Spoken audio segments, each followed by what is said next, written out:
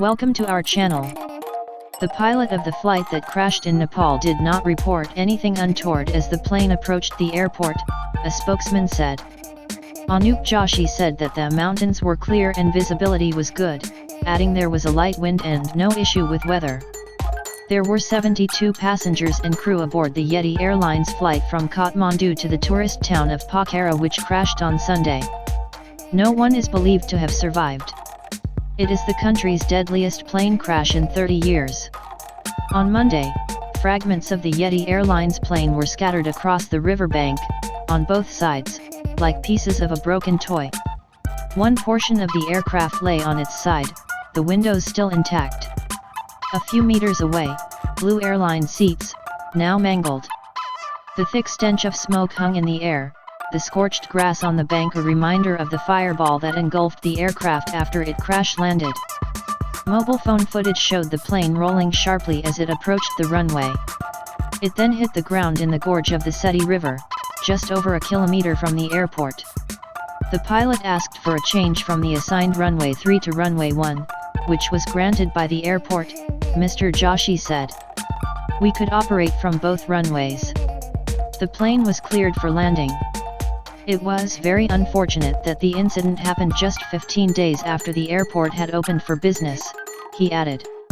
As members of Nepal's police scoured through the wreckage, they told us they had found the black box flight recorder.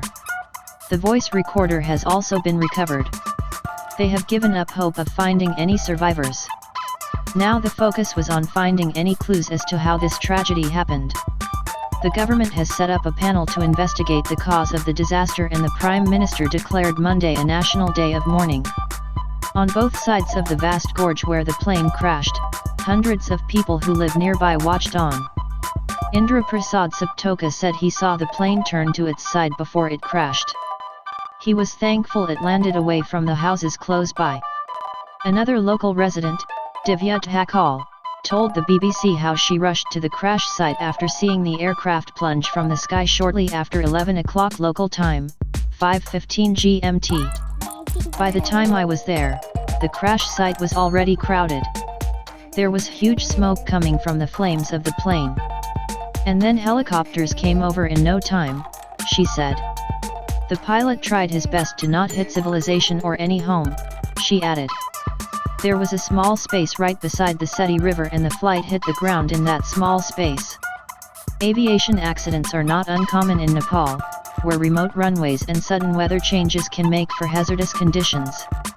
This Himalayan nation, home to some of the most breathtaking mountains in the world, has some of the most difficult terrain to navigate. A lack of investment in new aircraft and poor regulation have also been blamed in the past. The European Union has banned Nepalese Airlines from its airspace over concerns about training and maintenance standards. In May 2022, a Terra airplane crashed in northern Nepal, killing 22 people. 4 years earlier, 51 people were killed when a flight traveling from Bangladesh caught fire as it landed in Kathmandu. Chiranjeevi Patil, whose journalist brother Tribhuvan was on the flight, said action had to be taken to improve aviation safety in Nepal. The airlines should be penalized and the regulatory body of the government also should be held accountable, he said. The Yeti Airlines flight from Kathmandu to the tourist town of Pokhara left the Nepalese capital just after 10:30, 4:45 GMT, for what should have been a short trip. Of the passengers, 53 were said to be Nepalese. There were also 5 Indians, 4 Russians, and 2 Koreans on the plane. There was 1 passenger each from Ireland, Australia, Argentina, and France among others.